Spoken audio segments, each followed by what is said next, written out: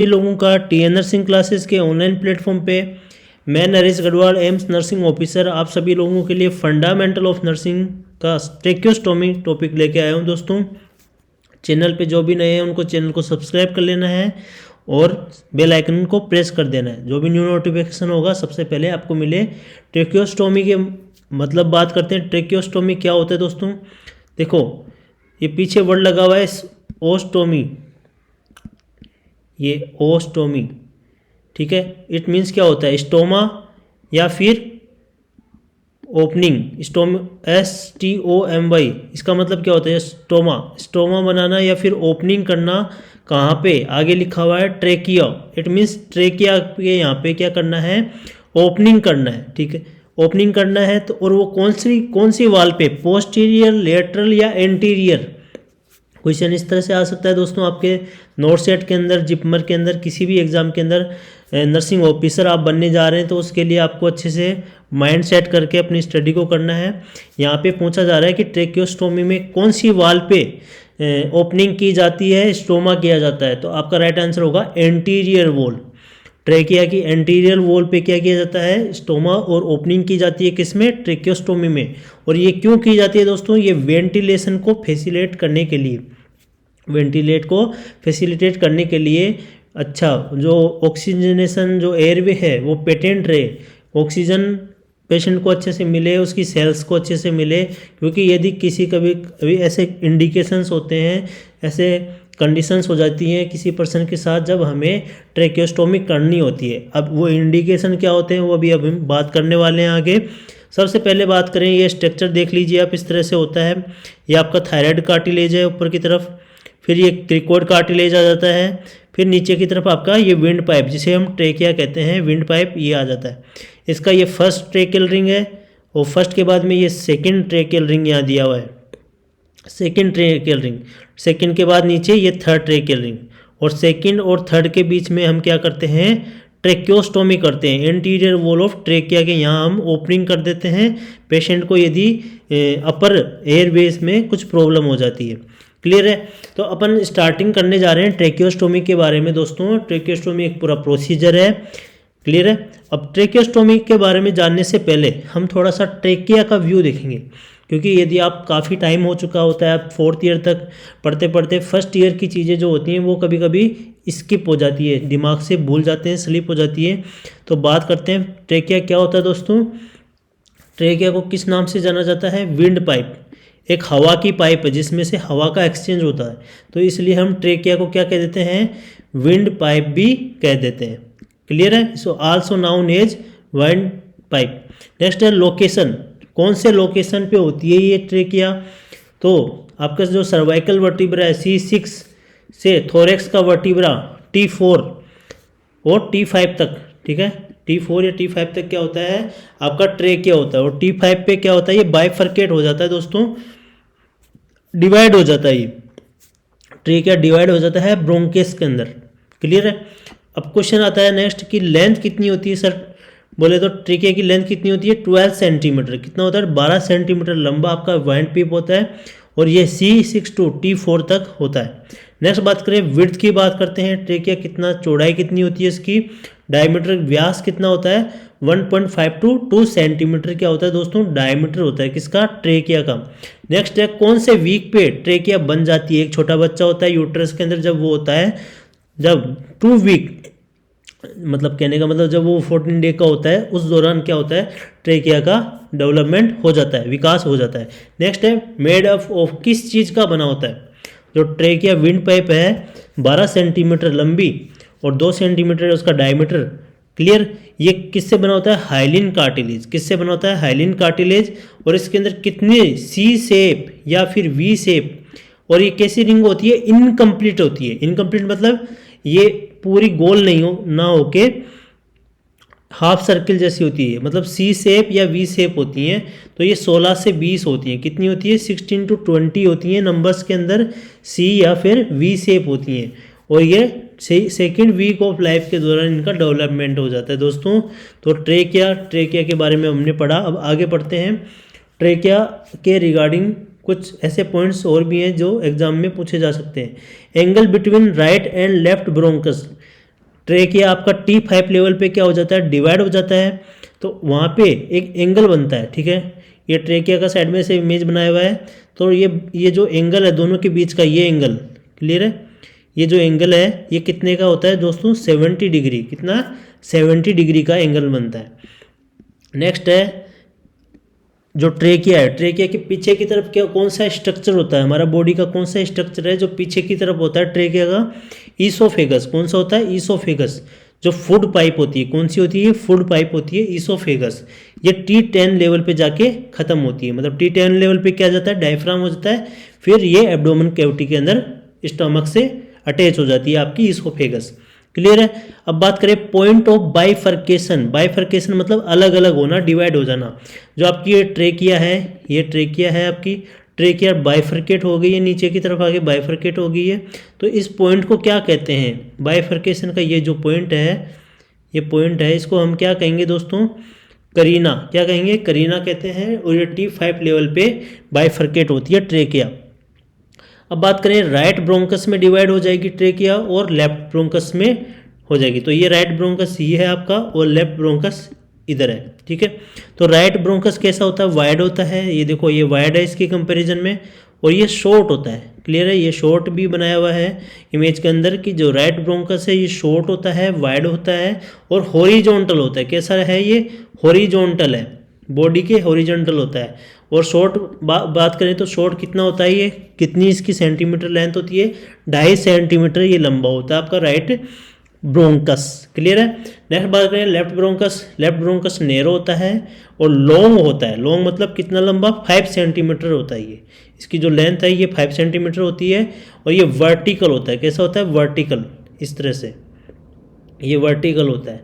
Clear है। तो कुछ पॉइंट है राइट ब्रोंकस और लेफ्ट ब्रोंकस के रिगार्डिंग, ये एग्जाम पॉइंट ऑफ व्यू से बहुत इंपॉर्टेंट है, आपके प्रीवियस ईयर एग्जाम में ये सब आया हुआ है दोस्तों ट्रेकिया के बारे में। आगे बात करें ट्रेकिया किस में डिवाइड हो जाता है, आगे जाके ब्रोंक्यूल्स में। किस में, ब्रोंक्यूल्स में। ब्रोंक्यूल्स कैसे होते हैं दोस्तों, कौन सी एपिथेलियम के बने होते हैं, सिंपल कोलुमनार एपिथेलियम। कौन सी एपिथेलियम के बने होते हैं, सिंपल कोलुमनार एपिथेलियम।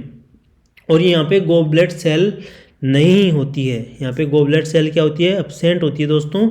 और गोबलेट सेल और ब्रोंक्यूल्स के अंदर सब म्यूकोसल ग्लैंड भी क्या होती है, एब्सेंट होती है। सब म्यूकोसल ग्लैंड भी क्या होती है, एब्सेंट होती है। और कार्टिलेज जो है ये आगे जाके रिप्लेस हो जाते हैं किसमें, स्मूथ मसल्स के अंदर। किसमें, स्मूथ मसल्स इसके अंदर आ जाती है। अब बात करें, अब ये ब्रोंक्यूल्स आगे जाके किसमें हो जाते हैं, एल्वोलाई बन जाती है, इनसे क्या बन जाती है, एल्वोलाई अटैच हो जाती है। और एल्वोलाई को क्या बोलते हैं हम, structural and functional unit of respiratory system. आपकी जो रेस्पिरेटरी सिस्टम है उसकी स्ट्रक्चरल और फंक्शनल यूनिट क्या है दोस्तों, एल्वोलाई। एल्वोलाई के यहाँ पे आके क्या होता है कि आपके गैसेस का एक्सचेंज होता है। अब बात करें एल्वोलाई की, तो एल्वोलाई के अंदर 2 टाइप से न्यूमोसाइट्स होती हैं। 2 टाइप से न्यूमोसाइट होती है, न्यूमोसाइट फर्स्ट और न्यूमोसाइट सेकेंड।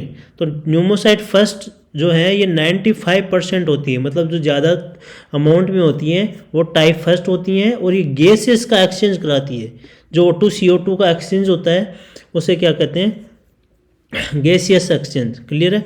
और एल्वोलाई के यहाँ पे यदि जो गैस का एक्सचेंज होता है उसे क्या कहते हैं अपन, एक्सटर्नल रेस्पिरेशन। क्या कहते हैं, एक्सटर्नल रेस्पिरेशन। अब बात करें तो ये स्क्वैमस सेल की बनी होती है, किसकी, स्क्वैमस सेल। एल्वोलाई किसके बने होते हैं, स्क्वैमस सेल के बने होते हैं। नेक्स्ट बात करें टाइप 2। टाइप 2 न्यूमोसाइट्स जो कि कितनी होती है, 5% होती हैं आपकी एल्वोलाई में। ये क्या करती हैं, सर्फेक्टेंट का प्रोडक्शन करवाती हैं। आपने लेसिथिन और स्पिंगोमाइलिन के बारे में पढ़ा होगा, आपने रेस्पिरेटरी डिस्ट्रेस सिंड्रोम जिसे हाइलिन मेम्ब्रेन डिजीज भी कहते हैं, तो वहाँ पे आपने लेसिथिन और स्पिंगोमाइलिन का रिगार्डिंग आपने पढ़ा होगा, LS रेशियो। तो वही चीज़ है ये सर्फेक्टेंट। सर्फेक्टेंट दोस्तों क्या करता है, आपकी एल्वोलाई को डायलेट करके रखता है। और जब सर्फेक्टेंट की कमी होगी तो एल्वोलाई क्या हो जाएगी, कोलैप्स हो जाएंगी। क्या होंगी, कोलैप्स हो जाएंगी। और उस कंडीशन को हम क्या कहेंगे दोस्तों, एटेलेक्टेसिस। क्या कहेंगे, एटेलेक्टेसिस। जो आपकी एल्वोलाई है वो पिचक जाएंगी। तो एटेलेक्टेसिस कंडीशन ना हो इसके लिए सर्फेक्टेंट होना बहुत ज़रूरी है हमारी बॉडी के अंदर। नेक्स्ट बात कर, ये सर्फेक्टेंट यदि प्री मेच्योर बच्चा होता है तो ये मेच्योर नहीं हो पाता, ये 34 से 35 वीक तक ये मेच्योर होता है सर्फेक्टेंट हमारी बॉडी के अंदर, लंग्स के अंदर। तो यदि 34 वीक से यदि किसी बच्चे का पहले वीक जन्म हो जाएगा तो उसके अंदर सर्फेक्टेंट की कमी हो जाएगी और उसके अंदर रेस्पिरेटरी डिजीज़ कंडीशन डेवलप हो जाएगी, सांस लेने में दिक्कत होना स्टार्ट हो जाएगा। नेक्स्ट बात करेंगे लार्ज राउंड क्यूबोइडल सेल्स। जो टाइप 2 न्यूमोसाइट्स हैं इनके अंदर कैसी सेल्स होती हैं?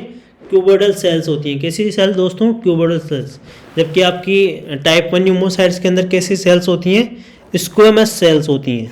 नेक्स्ट बात करते हैं अपन लेयर्स की। अब जो ट्रेकिया है दोस्तों, ट्रेकिया की जो लेयर है वो कैसी होती है? म्यूकोसा होती है पहली लेयर, सेकंड लेयर सब म्यूकोसा होती है और थर्ड लेयर जो बाहर की लेयर है वो कैसी होती है? कार्टिलेज। कैसी होती है? कार्टिलेज, हाइलिन कार्टिलेज, हमने ये पढ़ भी लिया है। और सबम्यूकोसा के अंदर क्या होती है? सबम्यूकोसल ग्लैंड्स होती हैं। क्या होती है? सबम्यूकोसल ग्लैंड्स होती है दोस्तों। और म्यूकोसा जो इनर मोस्ट है, सबसे अंदर की लेयर होती है, ट्रेकिया के अंदर की लेयर होती है म्यूकोसा। क्या होती है? म्यूकोसा। और ये म्यूकोसा के अंदर कौन सी लेयर से बनी होती है? ये क्वेश्चन आपके आया हुआ है काफ़ी बार कि जो ट्रेकिया है उसके अंदर कौन सी एपिथेलियम होती है? इसके अंदर pseudo stratified ciliated columnar epithelium होती है और साथ के साथ इसमें गोबलेट सेल्स भी होती हैं। कौन सी सेल्स होती हैं? Goblet cell. और ये गोबलेट सेल हमने अभी पीछे पढ़ा था कि ब्रोंक्यूल्स के अंदर क्या होती हैं? ये अब्सेंट हो जाती हैं। क्या होती हैं? अब्सेंट हो जाती हैं। जबकि आपकी जो ट्रेकिया की जो लेयर्स है म्यूकोसा, उसके अंदर pseudo stratified ciliated columnar epithelium होती है और साथ के साथ में क्या होती है? गोबलेट सेल्स भी होती हैं। तो ये म्यूकोसा, सबम्यूकोसा और कार्टिलेज, ये 3 प्रकार की लेयर हैं। इन तीनों लेयर से क्या बना होता है दोस्तों? आपका ट्रेकिया बना होता है, जिसके बारे में हम पढ़ने वाले हैं आज एक प्रोसीजर जिसका नाम है ट्रेकियोस्टोमी। देखो दोस्तों, आप चाहे अस्थमा पढ़ो, आप ट्रेकियोस्टोमी पढ़ो, तो आपको ट्रेकिया के बारे में कुछ समराइज आपको पता होना चाहिए ताकि आपके माइंड में एक छोटा सा उसके रिगार्डिंग एक व्यू बने कि हाँ हम किसके रिगार्डिंग प्रोसीजर पढ़ने जा रहे हैं। क्योंकि आपको काफ़ी समय हो जाता है, फर्स्ट ईयर पढ़े, first second year, third year, fourth year, जब आप कॉम्पिटिटिव तैयारी करते हैं तो आप फर्स्ट ईयर का आपको थोड़ा रिकॉल होना चाहिए। क्योंकि आप ज़्यादातर क्वेश्चन किससे रिगार्डिंग आए? प्रोसीजर, क्लिनिकल प्रोसीजर के रिगार्डिंग क्वेश्चन आते हैं एग्जाम में। अब उसको समझने के लिए आपका बेसिक भी होना जरूरी है और वो बेसिक हम कहीं ना कहीं मिस कर देते हैं अपनी कॉलेज लाइफ में, तो उसको हम रिकॉल करा देते हैं आपको। आगे बढ़ते हैं। ट्रेकियोस्टोमी दोस्तों, ट्रेकियोस्टोमी क्या होता है अब पढ़ लेते हैं अपन। ट्रेकिया के बारे में हमने अच्छे से रीड किया और स्टोमा के बारे में हमने बता दिया कि स्टोमा मतलब होता है ओपनिंग करना। अब ट्रेकिया के अंदर अपन ओपनिंग कर रहे हैं, क्यों कर रहे हैं? वेंटिलेशन को अच्छा करने के लिए। अब वेंटिलेशन कब कब जरूरत पड़ती है पेशेंट को दोस्तों? ऑब्स्ट्रक्शन, यदि किसी के ट्रेकिया के अंदर ऑब्स्ट्रक्शन हो जाए, रुकावट आ जाए, जो वेंट पाइप है उसके अंदर एयर का एक्सचेंज नहीं होगा, तो ऑब्स्ट्रक्शन कब हो सकता है? Above the level of trachea, trachea के ऊपर वाले लेवल पे यदि ऑब्स्ट्रक्शन हो जाता है, वह किसी इन्फेक्शन की वजह से भी हो सकता है। क्लियर है? मतलब जैसे कि एक्यूट एपिग्लोटाइटिस, जो एपिग्लोटिस है आपका लेरिंग्स का कार्टिलेज है, वहाँ पे क्या हो जाए? सूजन आ जाए, इन्फ्लामेशन हो जाए, या कोई ट्यूमर हो जाए, कोई गांठ बन जाए, कैंसरस हो जाए, या फिर कोई ट्रॉमा हो जाए। आपको पता है road traffic accident, head injury, neck injury हो जाए, या फिर फॉरेन बॉडी हो जाए, कोई फॉरेन बॉडी मतलब कोई बाहरी चीज़, एक्सटर्नल चीज़ अंदर इंसर्ट हो जाए बॉडी के अंदर, तो फॉरेन बॉडी। नेक्स्ट है वोकल कॉर्ड पाल्सी, जो आपका वोकल कॉर्ड है एपिग्लोटिस के यहाँ पे, उसके अंदर पैरालिसिस हो जाए। क्या हो जाए? पैरालिसिस हो जाए। तो इन सभी के कारण क्या हो सकता है? ट्रेकिया के ऊपर वाले लेवल में क्या हो जाएगा? ऑब्स्ट्रक्शन, रुकावट क्रिएट हो जाएगी, तो उस वजह से पेशेंट सांस नहीं ले पाएगा, तो आपको ट्रेकियोस्टोमी करना पड़ेगा। नेक्स्ट है mechanical ventilation for prong period. यदि किसी पेशेंट को आपको लंबे समय तक मैकेनिकल वेंटिलेशन करना है, लंबे समय तक, तो भी हमें क्या करना पड़ेगा दोस्तों? ट्रेकियोस्टोमी करना पड़ेगा। और ये किसके लिए मोस्ट कॉमन इंडिकेशन है? Elective tracheostomy. किसके लिए? Elective tracheostomy. इलेक्टिव ट्रेकियोस्टोमी मतलब, इलेक्टिव ट्रेकियोस्टोमी का मतलब क्या होता है? प्लान्ड या फिर नॉन इमरजेंसी ट्रेकियोस्टोमी। मतलब हमें ट्रेकियोस्टोमी करना इतना ज़रूरी नहीं है। जिस समय हम कर रहे हैं, हम प्लान कर रहे हैं कि हम इस दिन इसका ट्रेकियोस्टोमी करके ये सर्जरी करना है, तो ये सब होता है mechanical ventilation for prong period. ये भी एक इंडिकेशन है किसका? ट्रेकियोस्टोमी का। नेक्स्ट इंडिकेशन क्या है दोस्तों? मैक्सिलोफेशियल, मैक्सिलोफेशियल, मैक्सिला क्या एक प्रकार की आपकी फेशियल बोन है।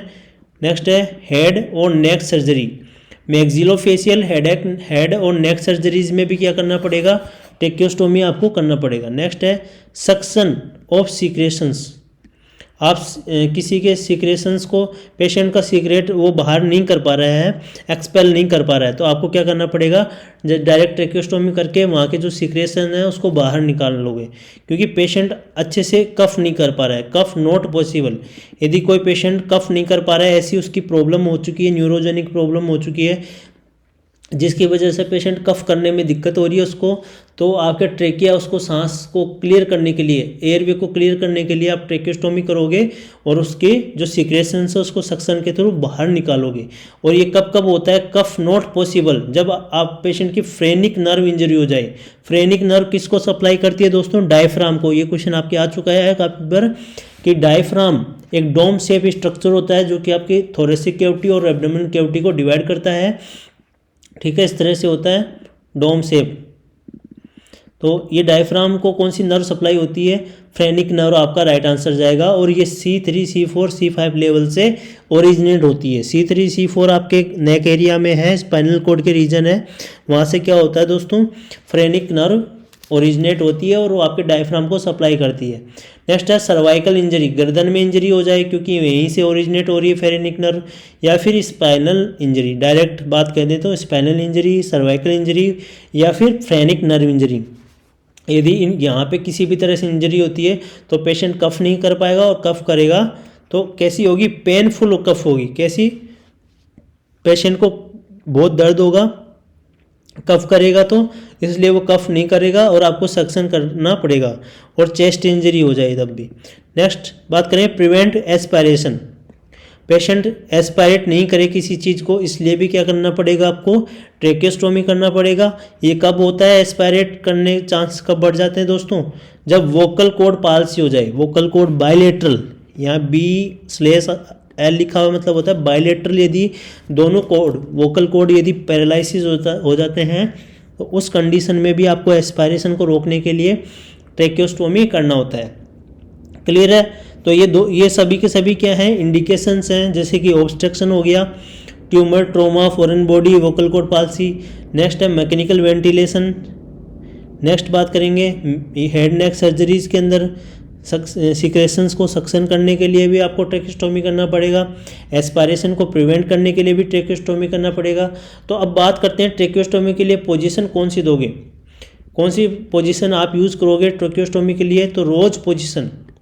कौन सी पोजीशन दोस्तों, रोज पोजीशन। इसमें एक्सटेंड होता है कौन सा पार्ट, कौन सा, एटलेंटो ऑक्सीपिटल जॉइंट और सर्वाइकोथोरेसिक जॉइंट।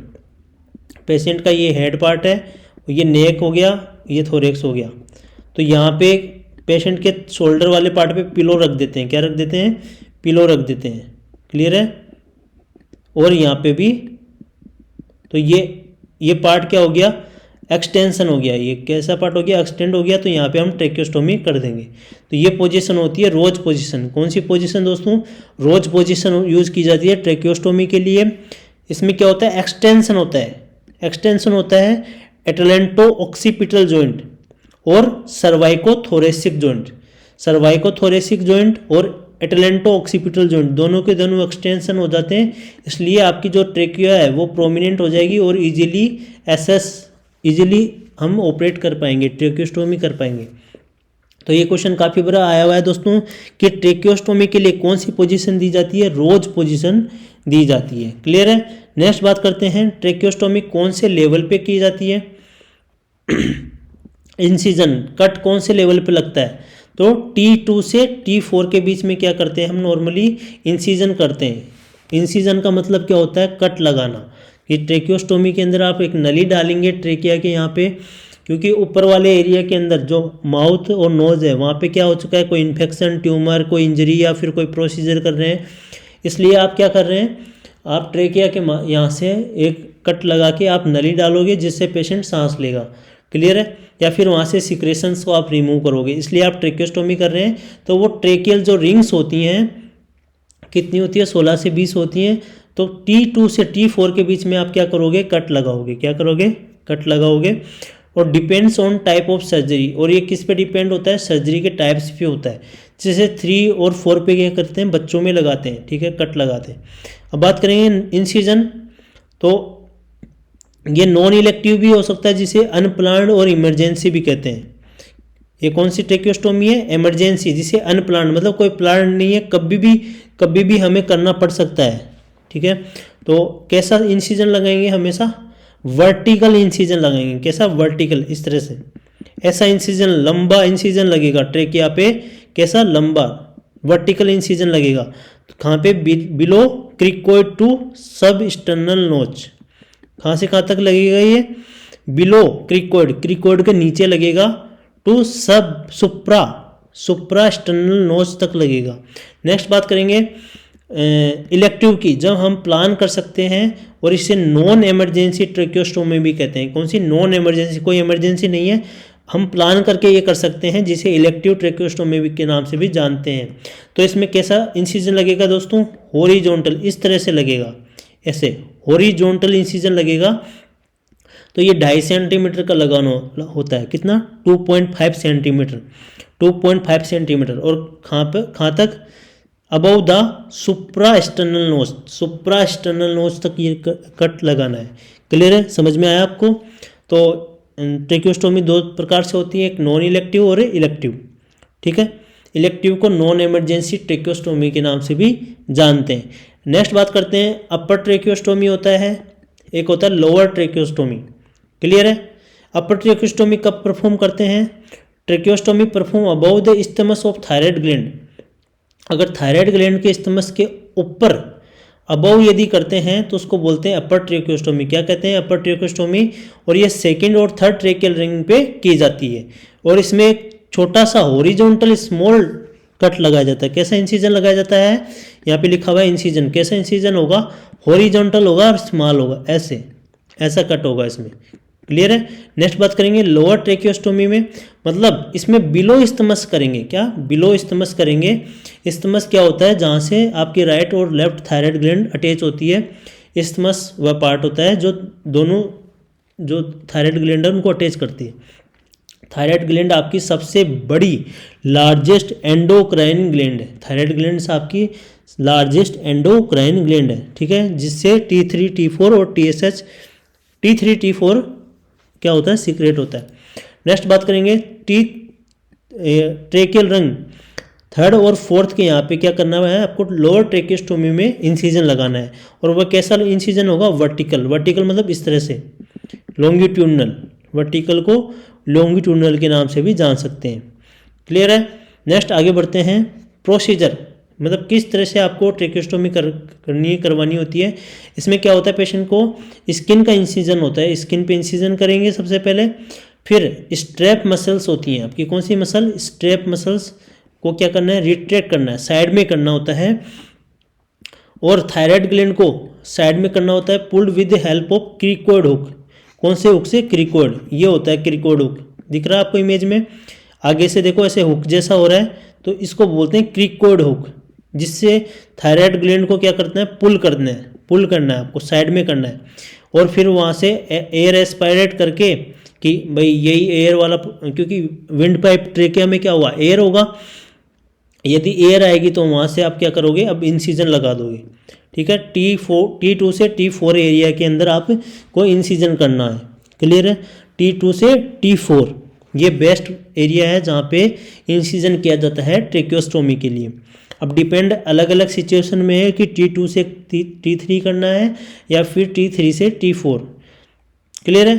अब बात करते हैं नेवर ऑन T1 पे क्यों नहीं करते हैं, ऐसा क्या है कि T1 रीजन पे हमें इंसिजन नहीं करना है। यदि हम कर देते हैं, if incision on first tracheal ring, यदि किसी भी तरह से गलत तरीके से यदि फर्स्ट ट्रेकियल रिंग पे कट लग जाता है, तो क्या होगा, उसे हम हाई ट्रेकियोस्टोमी कह देंगे। क्या कहेंगे, हाई ट्रेकियोस्टोमी कह देंगे। और इसका कॉम्प्लिकेशन होता है दोस्तों, इसलिए इसको नहीं किया जाता है।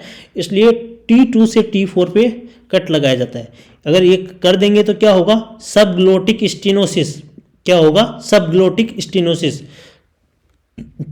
ग्लोटिक के जो नीचे पार्ट है आपका, जो ग्लोटिस एरिया है उसके नीचे वाला पार्ट कहेंगे सब ग्लोटिक, वो क्या हो जाएगा, नेरो हो जाएगा। क्या हो जाएगा, नेरो हो जाएगा यदि हम T1 पे करेंगे। तो ये मेन कॉम्प्लिकेशन है।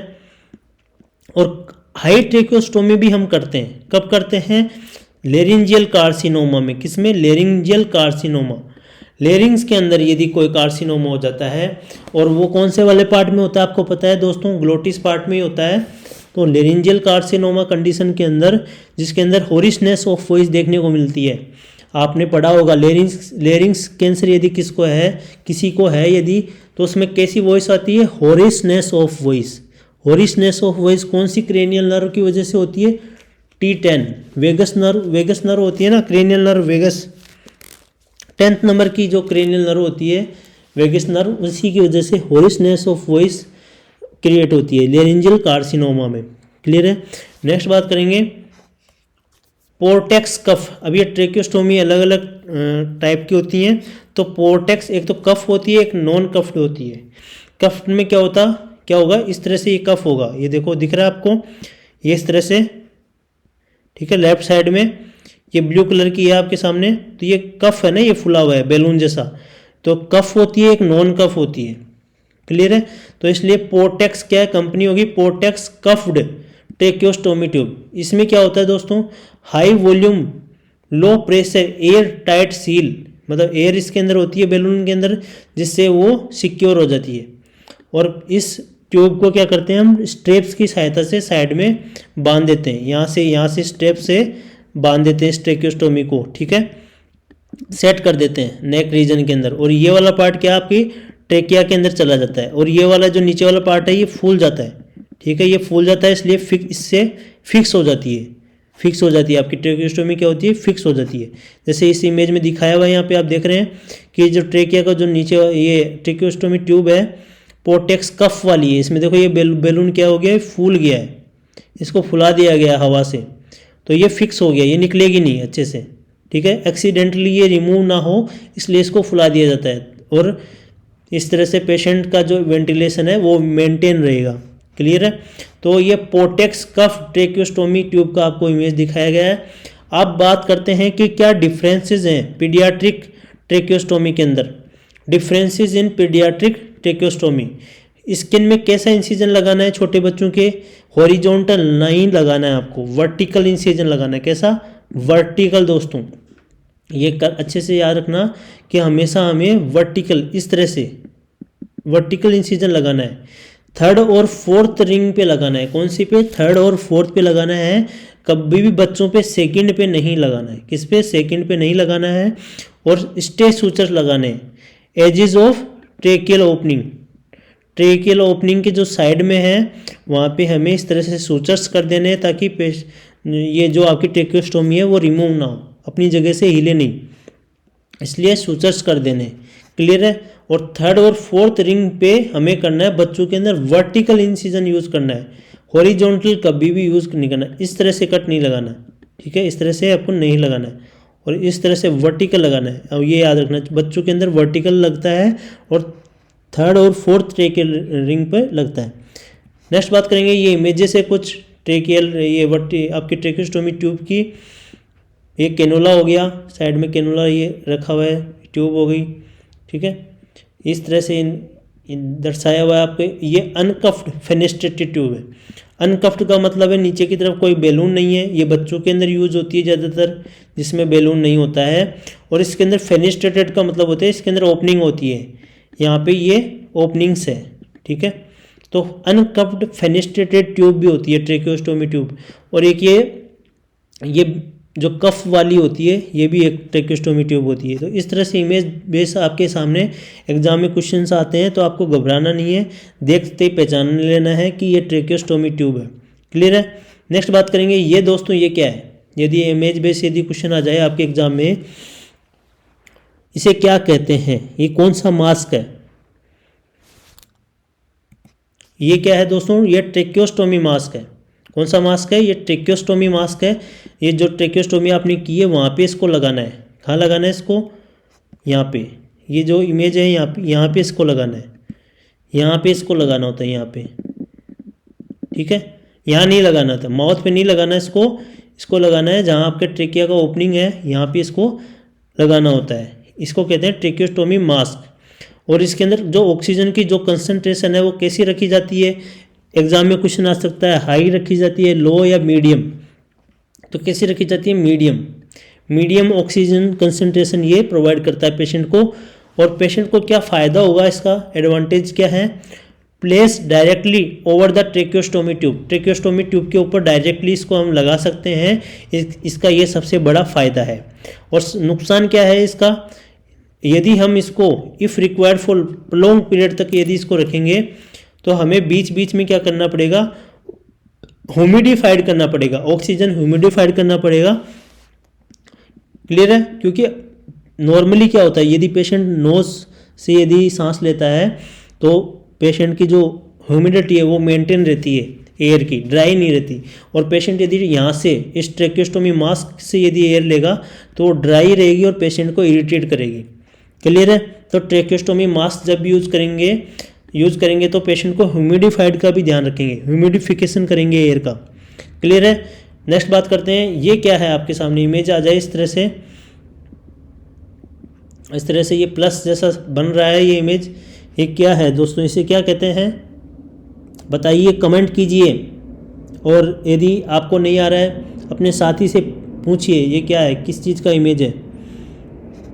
ये HME फिल्टर है, ठीक है, HME फिल्टर है। ये हीट और मॉइस्ट को एक्सचेंज करने के लिए ये वेंटिलेशन सर्किट है। HME मतलब हीट और मॉइस्ट एक्सचेंजर। हीट मॉइस्ट को क्या करते हैं, नमी को क्या करता है, ये एक्सचेंज करता है।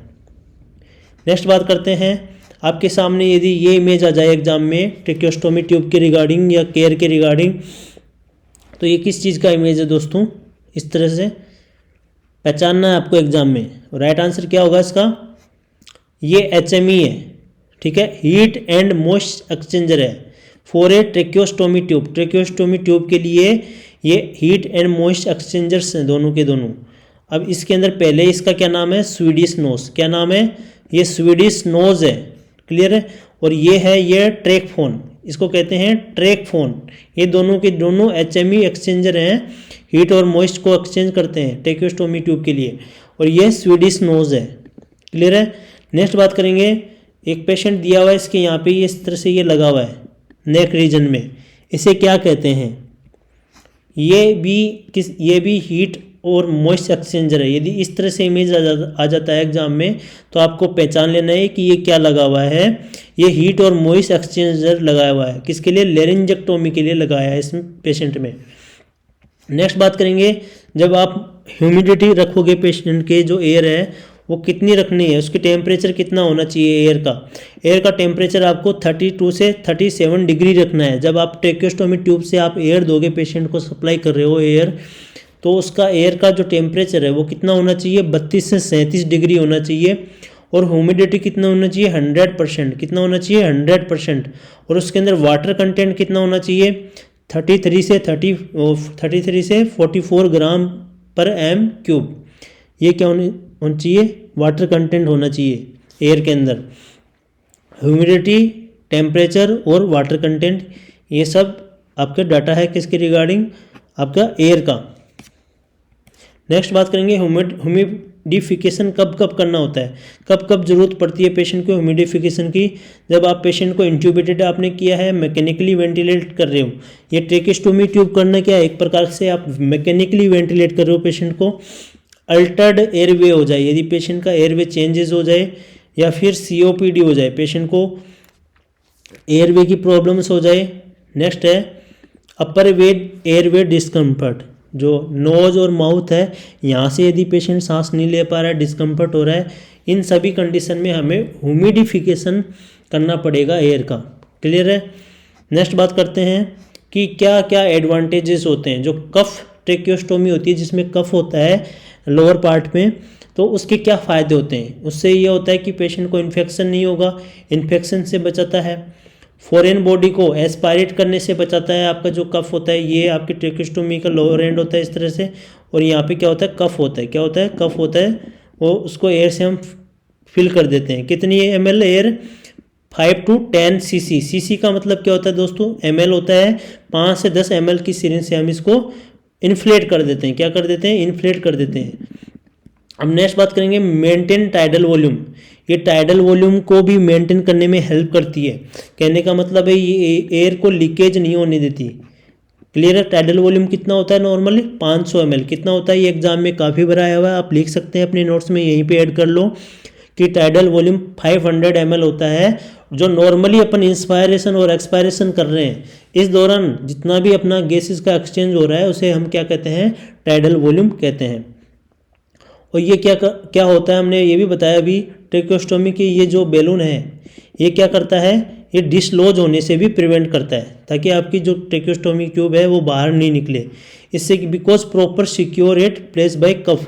इस कप की सहायता से क्या होगा, एक प्रॉपर सिक्योर रहेगा। ठीक है।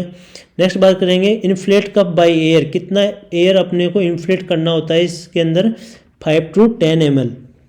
5 to 10 ml। तो इन्फेक्शन से बचाती है, एस्पायरेशन से बचाती है, टाइडल वॉल्यूम को मेंटेन कर के रखती है। ये कफ वाला जो पार्ट है आपके ट्रेकोस्टोमी ट्यूब का ये डिसलॉज होने से बचाता है। इसके अंदर 5 से 10 ml हम एयर को इन्फ्लेट करते हैं।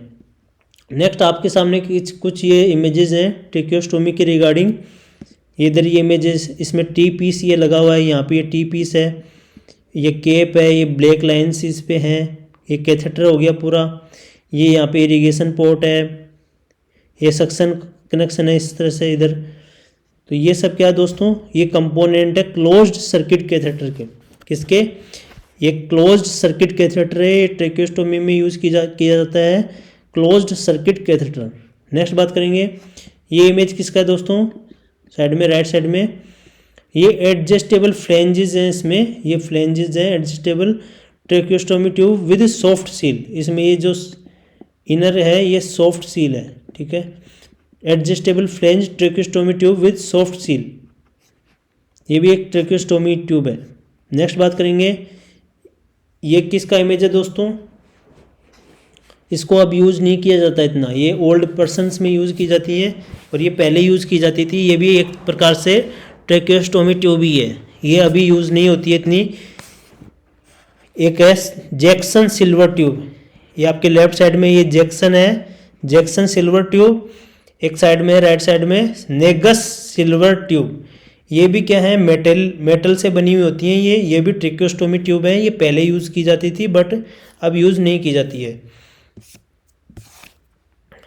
नेक्स्ट बात करें, इस पेशेंट के यहाँ पे ये क्या किया जा रहा है, सक्शनिंग। इस तरह से आपके क्वेश्चन आया हुआ है एग्जाम में दोस्तों कि यदि पेशेंट के आपको डॉक्टर ने लिख दिया है कि सक्शनिंग करना है, तो पेशेंट ने माउथ से भी लिखा है और नोज से भी लिखा है, माउथ से भी और नोज से भी, तो आप कहाँ से सक्शन करेंगे, ये आपके एग्जाम में आता है क्वेश्चन। तो माउथ से सक्शन सबसे पहले करना होता है, फिर नोज से करना होता है सक्शन, क्योंकि आप अल्फ़ाबेट भी पढ़ते हैं एम और एन, तो ऐसे याद रख सकते हैं कि माउथ से सबसे पहले सक्शन करना है फिर नोज से करना है, क्योंकि यदि नोज से करोगे तो इरिटेशन होगा तो वह एस्पायरेट कर जाएगा। क्लियर है। तो ये माउथ से सक्शन कर रहा है और फिर यहाँ पे ट्रेकिया से सक्शन कर रहा है। क्लियर है। और नीचे कुछ इमेजेस दिए हुए हैं, ये यहाँ पे ये किस चीज़ के इमेजेस हैं, ये जो इसके अंदर इमेज के अंदर ये जो टिप है, ये सक्शन का जो टिप है, ये किसको क्या बोलते हैं, यांकवर सक्शन टिप। क्या कहते हैं इसको, यांकवर सक्शन टिप।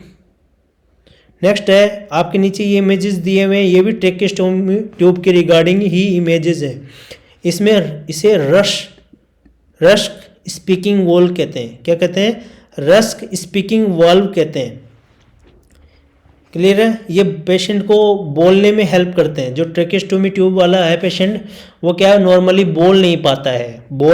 ये बहुत बड़ी समस्या हो जाती है ट्रेकोस्टोमी ट्यूब करने के बाद पेशेंट के लिए, पेशेंट बोल नहीं पाता है, इसलिए हम ये वॉल्व यूज़ करते हैं। ये ट्रेकोस्टोमी ट्यूब के यहाँ पे रखेंगे, जिससे जो एक्सपायर्ड एयर होगा उससे साउंड प्रोड्यूस होगा। क्लियर है। ये रस्क स्पीकिंग वॉल्व होती हैं और इस तरह से ये साइड में है, इसे कहते हैं पेशी म्योर वॉल्व। क्लियर है। ये बोलने में हेल्प करते हैं। और यहाँ पे ये ट्रेकियल सक्शनिंग कर रहा है, इस इमेज में ट्रेकियल सक्शनिंग कर रहा है, इसमें माउथ से सक्शनिंग कर रहा है। क्लियर है। तो यहाँ पे यदि ये कर रहा है, इसमें यांकवर यूज़ कर रहा है माउथ के लिए, जबकि इसमें सिंपल ट्यूब से ही सक्शनिंग हो रही है। क्लियर है, समझ में आ रहा है आपको। नेक्स्ट है पोस्ट ऑपरेटिव केयर। जब पेशेंट का आपने ट्रेकोस्टोमी कर दिया उस दौरान उसके बाद में किस चीज़ का आपको ध्यान रखना है? मेनली आपको सक्शनिंग का ध्यान रखना है, क्योंकि जो सीक्रेशंस होंगे वो एस्पायरेट पेशेंट कर जाएगा। सीक्रेशन और सक्शनिंग और क्लीनिंग करना है, और वो किससे करना है? सेलाइन से। नॉर्मल सेलाइन NS जो होता है, आइसोटोनिक जो सॉल्यूशन है। ऐसा क्वेश्चन आता है आपके एग्जाम में कि सक्शन किससे करते हैं अपन, कौन सा सॉल्यूशन यूज़ करते हैं सक्शनिंग के टाइम में? तो नॉर्मल सेलाइन यूज़ करना है। और क्या कर सकते हैं? Sodium bicarbonate. कौन सा? Sodium bicarbonate through out the day. जब जब हमें ज़रूरत पड़ेगी, पेशेंट को, हमें लगेगा कि पेशेंट को सांस लेने में दिक्कत हो रही है, तब तब हमें क्या करना है? सक्शनिंग करना है और क्लीन करते रहना है पेशेंट का जो ट्रिकोस्टोमी एरिया है, और सेलाइन यूज़ करना है। नेक्स्ट है परमानेंट कफ डिफ्लेक्ट कर देना है। आफ्टर कितने समय बाद? 12 आवर बाद। पेशेंट के ट्रेकोस्टोमी हुआ है उसके बाद में आप 12 घंटे यदि हो चुके हैं ट्रेकोस्टोमी किए हुए, उसके बाद जो कफ आपने फुलाया था ट्रेकोस्टोमी वाला 5 से 10 ml एयर की सहायता से, उसे हम डिफ्लेट कर देंगे, उसकी हवा निकाल देंगे। हमें 12 घंटे से ज़्यादा भी कभी भी इन्फ्लेट नहीं रखना है। यदि इससे ज़्यादा रखेंगे जो ट्रेकिया है वो क्या हो जाएगा? कॉम्प्लिकेशन डेवलप स्टार्ट होने लग जाएंगे। ट्रेकियो इसोफेगस फिस्टुला डेवलप हो सकता है, स्टेनोसिस कंडीशन हो सकती है, वहाँ पे एरोजन हो सकता है। कहने का मतलब जो ट्रेकिया है उसकी इनर जो लेयर है म्यूकोसा, सबम्यूकोसा, वो डैमेज हो सकती है। क्या हो सकती है? डैमेज हो सकती है। नेक्स्ट है चेंज टू अनकफ्ड ट्यूब। अब अनकफ्ड ट्यूब हम चेंज कर सकते हैं उसके अंदर कितने दिन बाद? एडल्ट के अंदर तो आफ्टर 3 डेज, 3 दिन बाद उसके अंदर अनकफ ट्यूब हम चेंज कर देंगे। एडल्ट है यदि तो अनकफ वाली हम उसके लगा देंगे, ठीक है। और यदि चाइल्ड है तो 7 दिन बाद, कितने दिन बाद चेंज कर सकते हैं? 7 दिन बाद हम क्या करेंगे? अनकफ्ड ट्यूब को हम यहाँ पे लिखा हुआ है चेंज टू अनकफ्ड ट्यूब। अनकफ्ड वाली ट्यूब हम यूज़ करेंगे अब, ठीक है। पहले तो आप कफ्ड वाली लगा रहे हो, 3 दिन बाद एडल्ट के अंदर अनकफ्ड ट्यूब आप लगा दोगे। और यदि चाइल्ड की बात करें तो 7 डेज के बाद। क्लियर है। नेक्स्ट बात करते हैं कॉम्प्लिकेशन की। अब आपने ट्रेकोस्टोमी ट्यूब करवा दिया प्रोसीजर, उसके बाद पेशेंट के अंदर कौन से कॉम्प्लिकेशन हो सकते हैं? दोस्तों सबसे जो इमीडिएट है, तुरंत कौन सा देखने को मिलेगा? ये इमीडिएट है। इमीडिएट के अंदर हेमरेज, पेशेंट के वहाँ ब्लीडिंग हो सकती है। और ब्लीडिंग क्यों होती है? वहाँ पे इन्फीरियर थायराइड वीन होती है। कौन सी? इन्फीरियर थायराइड वीन होती है T2 से T4 एरिया के आसपास। वहाँ पे ये वीन इंजरी हो जाएगी, इन्फीरियर थायराइड वीन। इस वजह से क्या होता है? हेमरेज हो सकता है, पेशेंट एस्पायरेट कर सकता है। इसलिए तो आप क्या कर रहे हैं? सक्शनिंग कर रहे हैं। एपनिया हो सकता है, पेशेंट को एब्सेंट हो सकती है, उसकी सांस रुक सकती है बीच बीच में। न्यूमोथोरेक्स हो सकता है, उसकी जो प्लूरल स्पेस है वहाँ पे एयर इकट्ठा हो जाएगी तो न्यूमोथोरेक्स हो सकता है। Injury two adjacent structure. Adjacent structure का मतलब है ट्रेकिया के आसपास के स्ट्रक्चर भी इंजरी हो सकती है। तो ये HAAPI ये क्या है? सभी के सभी आपके इमीडिएट कॉम्प्लिकेशन है ट्रेकोस्टोमी के। नेक्स्ट है इंटरमीडिएट मतलब इमीडिएट के बाद के यदि कोई कॉम्प्लिकेशन होंगे तो वो कौन से हो सकते हैं? ट्यूब ऑब्स्ट्रक्शन हो सकती है, ट्यूब के अंदर रुकावट आ सकती है, कंप्लीटली ब्लॉक हो सकती है, ट्यूब पूरी तरह से ब्लॉक हो सकती है। सबक्यूटेनियस एम्फाइजीमा हो सकता है पेशेंट के, एम्फाइजीमा, एटेलेक्टेसिस, ये सब आपको पढ़ना है, इनकी टर्मिनोलॉजी आती रहती है एग्जाम में दोस्तों। एम्फाइजीमा में क्या होता है? डायलेट हो जाता है, जबकि एटेलेक्टेसिस में चिपक जाता है। नेक्स्ट है फिस्टुला हो सकता है, ट्रेकियो इसोफेगस फिस्टुला कंडीशन डेवलप हो सकती है। ये सभी के सभी क्या है? इंटरमीडिएट कॉम्प्लिकेशंस हैं किसके? ट्रेकोस्टोमी के। नेक्स्ट बात करेंगे लेट कॉम्प्लिकेशन कौन से होंगे दोस्तों? जो सबसे लास्ट में होंगे वो होंगे इन्फेक्शन। यदि आप केयर अच्छे से नहीं करोगे, क्लीन नहीं करोगे, सक्शनिंग नहीं करोगे तो वहाँ पे ग्रेन्युलेशन हो सकता है, ट्रेकियोक्यूटेनियस फिस्टुला हो सकता है, डिफिकल्ट डीकेनुलेशन हो सकता है। जब आप डीकेनुलेशन करोगे मतलब उसको रिमूव करोगे पेशेंट की जो ट्रेक्योस्टोमी है उसको रिमूव करोगे, डीकेनुलेशन करोगे, तो उस समय डिफ़िकल्टी आ सकती है। ये लेट कॉम्प्लिकेशन के चांस है, ठीक है। लेट कॉम्प्लिकेशन होने, ये सब लेट कॉम्प्लिकेशन है। Infection, granulation, tracheocutaneous fistula, difficult decannulation. Next है ट्रेक्योस्टोमी की वजह से डेड स्पेस कितना कम हो जाता है बच्चों के अंदर। एक क्वेश्चन भी आया हुआ है दोस्तों, 30 से 50% क्या हो जाता है, रिड्यूस हो जाता है dead space. Dead space volume कितना रिड्यूस हो जाता है बच्चों के अंदर, 30 to 50%। नेक्स्ट बात करते हैं ट्रेक्योस्टोमी केयर के रिगार्डिंग। ट्रेक्योस्टोमी केयर करनी होती है, आप नर्सिंग ऑफिसर हैं तो आपको ट्रेक्योस्टोमी केयर करनी है। तो ट्रेक्योस्टोमी केयर का जो टाइम ड्यूरेशन है दोस्तों, वो कितना बताया गया है, 8 आवर। हर 8 घंटे से आपको ट्रेक्योस्टोमी केयर करनी है। और उसमें कौन सा यूज़ करना है आपको, सेलाइन यूज़ करना है और हाइड्रोजन प्रोक्साइड। कौन सा, हाइड्रोजन प्रोक्साइड यूज़ कर सकते हैं हाफ स्ट्रेंथ में। कितने स्ट्रेंथ में यूज़ करना है hydrogen peroxide, half strength use करनी है आपको। आप क्लीन कर सकते हैं सेलाइन और हाइड्रोजन प्रोक्साइड की सहायता से। और ड्रेसिंग कैसी करोगे, 4x4 इंच की। कितनी ड्रेसिंग यूज़ करनी है आपको, 4x4 इंच की ड्रेसिंग यूज़ करनी है, ताकि जो स्टोमा के जो नीचे सीक्रेशंस है वो एब्जॉर्ब हो सके। क्या हो सके, एब्जॉर्ब हो सके। जो आपने स्टोमा बनाया है वहाँ पे ड्रेसिंग करनी है 4x4 की, ताकि जो सीक्रेशंस है उनको एब्जॉर्ब कर सके। नेक्स्ट है आपको एम्बू बैग, जो रिसस्टिटेशन बैग होता है, एम्बू बैग, ऑब्टूरेटर, ट्रेक्योस्टोमी ट्यूब, ये सब के सब बेड साइड में एक्स्ट्रा रखने हैं, ठीक है। स्पेयर में रखने हैं सभी के सभी। ईटी ट्यूब रखना है, एंडोट्रेकल ट्यूब भी रखना है, और ट्रेक्योस्टोमी भी रखनी है ट्यूब, और भी एक्स्ट्रा रखनी है, कभी भी जरूरत पड़ सकती है। तो ये सब जब भी आप ट्रेक्योस्टोमी किसी के हुआ है तो साइड में, उस पेशेंट के साइड में ये सब रखा होना चाहिए। ऑब्टूरेटेड, ट्रेक्योस्टोमी ट्यूब, क्लियर है, एंडोट्रेकल ट्यूब, एम्बू बैग। और पेशेंट को कैसी ऑक्सीजन देनी होती है, ह्यूमिडिफाइड। यदि ट्रेक्योस्टोमी ट्यूब की सहायता से आप एयर दे रहे हो पेशेंट को, तो कैसी होनी चाहिए, ह्यूमिडिफाइड एयर होनी चाहिए, क्लियर है। नेक्स्ट है सक्शनिंग ऑफ एयरवे। अब सक्शनिंग के रिगार्डिंग भी काफ़ी क्वेश्चन आते हैं आपके एग्जाम में। कौन सी पोजीशन देनी है जब पेशेंट को आप सक्शनिंग करोगे, तो सेमी फाउलर पोजीशन यूज़ करनी है। कौन सी, सेमी फाउलर। और पेशेंट यदि अनकॉन्शियस है, बेहोशी की हालत में है, तो आपको साइड लाइन ही देनी है। कौन सी, side line facing the nurse. Nurse की तरफ फेस रहेगा पेशेंट का, और पेशेंट कैसी कौन सी पोजीशन में रहेगा, साइड लाइन में रहेगा, यदि पेशेंट अनकॉन्शियस है और आप सक्शनिंग कर रहे हैं। कितना टाइम ड्यूरेशन होना चाहिए, 10 से 15 सेकेंड। 10 से 15 सेकेंड आपको क्या करना है, पेशेंट के सक्शनिंग करना है, इससे ज़्यादा नहीं करना है। इससे ज़्यादा करोगे तो पेशेंट के हाइपोक्सिया होने के चांस है। हाइपोक्सिया क्या है, एक प्रकार का सक्शन का कॉम्प्लिकेशन है।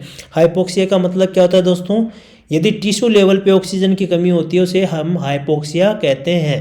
नेक्स्ट है हाइपर ऑक्सीजनेट हमें करना है before and after suctioning. Suctioning करने से पहले भी ऑक्सीजन देना है और सक्शनिंग करने के बाद भी देना है। कितना परसेंट देना है, 100%। हमें लुब्रिकेट भी करना है। कौन सा, वाटर सोल्यूबल जेल यूज़ करते हैं। जब पेशेंट आप सक्शनिंग करोगे तो उस कैथेटर के वहाँ पे जेल लगा लेना है। कैसा, वाटर सोल्यूबल। और हमें जब सक्शन करेंगे तो उससे जो कैथेटर होगा उसको आप रोटेट करोगे और विड्रॉ करोगे, और इसमें कौन सा प्रेशर अप्लाई होता है, नेगेटिव। क्योंकि किसी चीज़ को सक्शन करते हैं तो कौन सा प्रेशर लगता है, नेगेटिव प्रेशर लगता है। और कभी भी do not apply negative pressure while catheter inserted. ये बहुत इंपॉर्टेंट है, आप इसको अच्छे से ध्यान रख लेना। कभी भी आप इंसर्ट करो ना कैथेटर, उस समय आपको सक्शन नहीं करना है।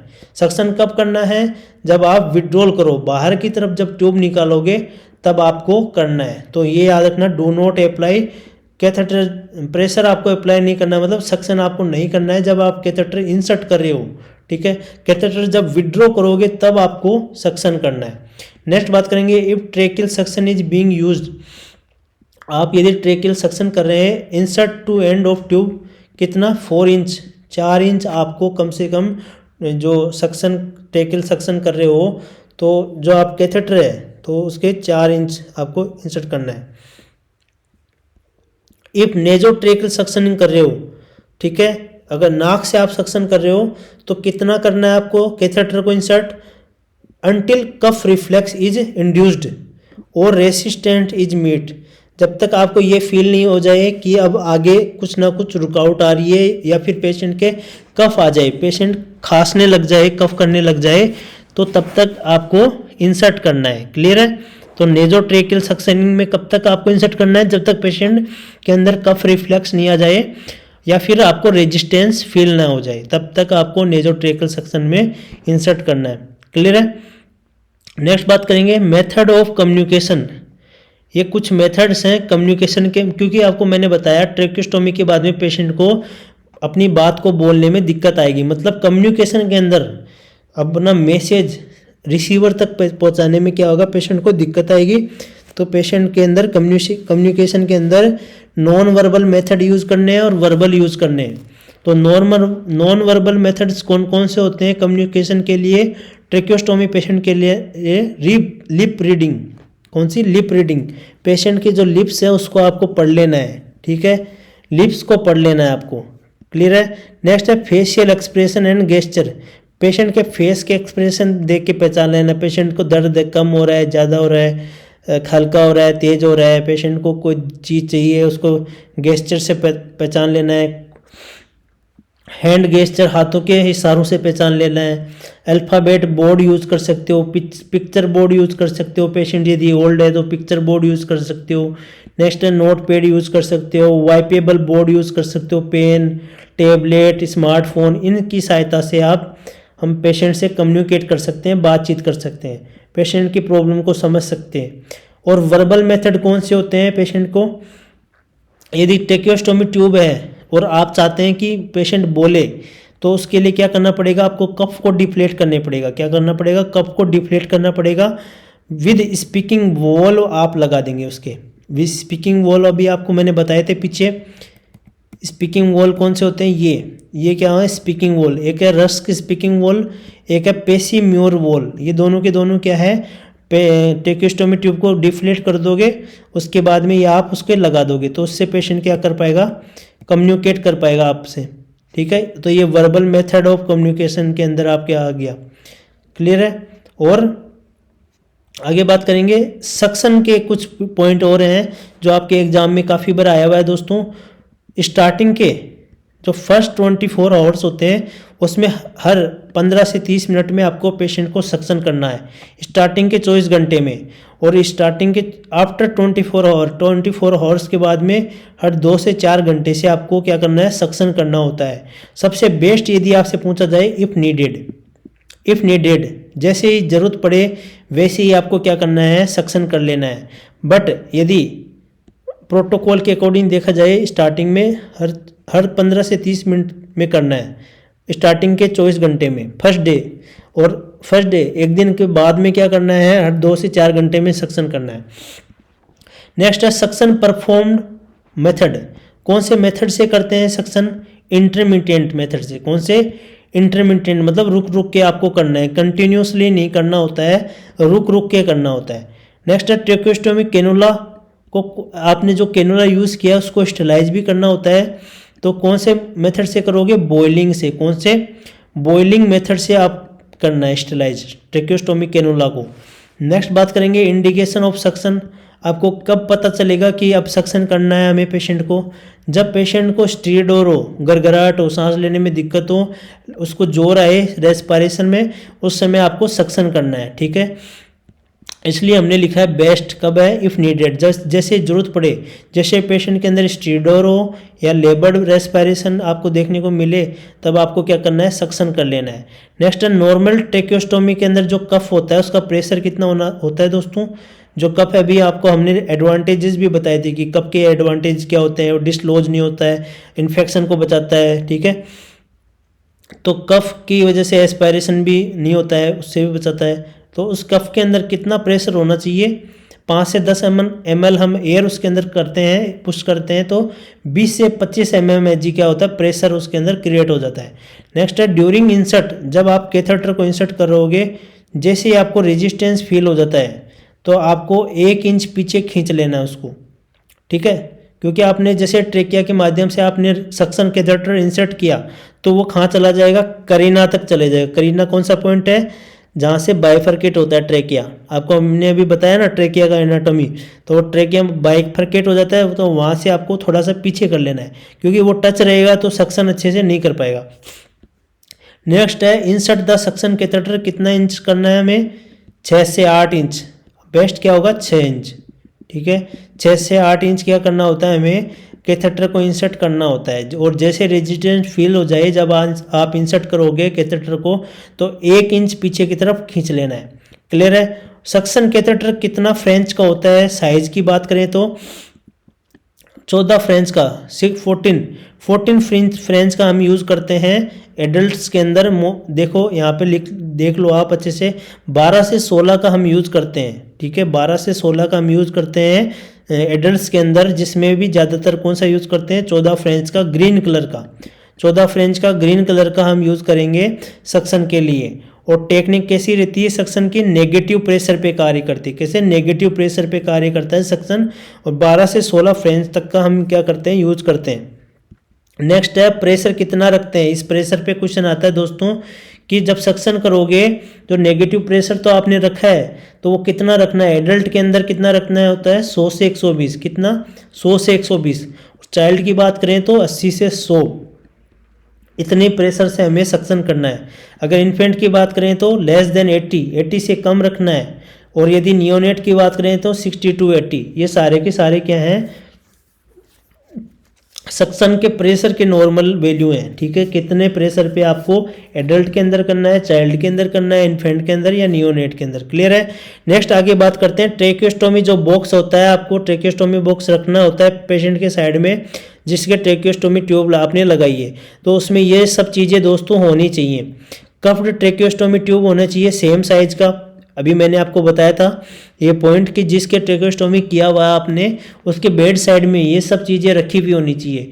10 ml की सिरिंज भी होनी चाहिए, ट्रेकियल डायलेटर होना चाहिए, सूचर कटर होना चाहिए, सीजर होनी चाहिए, वाटर सोल्यूबल लुब्रिकेट जेल होना चाहिए, स्पेयर ट्रेकियोस्टोमी टेप होनी चाहिए, टेप भी होनी चाहिए। और भी कप प्रेशर मैनोमीटर होना चाहिए, आपके प्रेशर कप के जो प्रेशर उसको चेक करने के लिए। कैथेटर माउंट होना चाहिए, इनर कैनोला होना चाहिए। ये सभी की सभी ट्रेकियोस्टोमी बॉक्स के अंदर ये सभी होनी चाहिए। आपके सामने यदि ये इमेज आ जाता है एग्जाम के अंदर अपकमिंग 2023, 24, 25 के अंदर कि ये कौन सा है, ये इमेज किसका है दोस्तों, आपको क्या आपका आंसर रहेगा? ये सारे आपके मान लो ऑप्शन मान लो, तो ये आप कौन सा आंसर करके आओगे इसमें से? ये है ट्रेकियल डायलेटर। क्या है दोस्तों? Tracheal dilator. क्लियर है? नेक्स्ट बात करेंगे नीचे वाला इमेज किसका है, आपको पहचानना है एग्जाम में। यदि ऐसा इमेज आ जाता है तो ये किसका है दोस्तों? Cup pressure manometer. क्या है ये? कफ प्रेशर मैनोमीटर। साथियों, इस क्लास को आप अपने दोस्तों को जितना हो सके 5 से 10 अपने स्टूडेंट को, अपने साथियों को शेयर करें, जिससे उनको भी फ़ायदा मिले आपके साथ साथ। नेक्स्ट बात करते हैं, अपन बात करेंगे नेक्स्ट क्विजिज की। क्विजिज और मोस्ट इंपॉर्टेंट क्वेश्चन ट्रेकियोस्टोमी के रिगार्डिंग जितने भी प्रीवियस ईयर के अंदर, चाहे AIIMS, NORCET, SGPGI, GMCA, DSSB, NCLEX, निमान, CHO, जिपमर, तमाम जितने भी नर्सिंग कंपटीशन है उनके अंदर ट्रेकियोस्टोमी बहुत इंपॉर्टेंट है। इस ट्रेकियोस्टोमी के रिगार्डिंग कोई ना कोई क्वेश्चन जरूर आता है दोस्तों, चाहे वो सक्शनिंग के रिगार्डिंग हो, चाहे ट्रेकियोस्टोमी केयर के रिगार्डिंग हो, चाहे इमेज बेस हो, किसी तरह, चाहे ट्रेकिया की एनाटॉमी से रिगार्डिंग हो, डेफिनेटली 1 क्वेश्चन जरूर आता है दोस्तों। तो इसके बारे में हम नेक्स्ट क्लास में हम क्लास लेंगे आपकी, जिसमें आपको ट्रेकियोस्टोमी ट्यूब के रिगार्डिंग जितने भी क्वेश्चन आए हुए हैं उसके बारे में डिस्कस करेंगे। जो चैनल में यदि आप नए हैं तो चैनल आपसे ये रिक्वेस्ट है, अपने साथियों को शेयर करें और लाइक शेयर सब्सक्राइब करना ना भूलें। और बेल आइकन को ये प्रेस कर दें, ये बेल आइकन होगा इस तरह से, उसको प्रेस करना ना भूलें। यदि आपने सब्सक्राइब कर लिया है तो उससे क्या होगा, अब जो भी क्लास होगी नेक्स्ट क्लास इसकी क्या होगी, क्विज़ की, तो वो आपको तुरंत पता चल जाएगी। ठीक है, इसलिए आपको ये बेल आइकन को जरूर प्रेस करना है।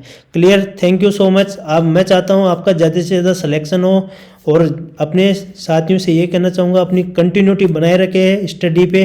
देखो, कंटिन्यूटी एक ऐसी चीज़ है जो आपको अपने गोल तक पहुँचाएगी। देखो, स्टार्ट कोई भी कर देता है, तैयारी पढ़ना कोई भी स्टार्ट कर देता है, बट कंटिन्यूटी नहीं कर पाता है। कंटिन्यूटी आपको रखना है अपनी पढ़ाई के प्रति। Thank you so much.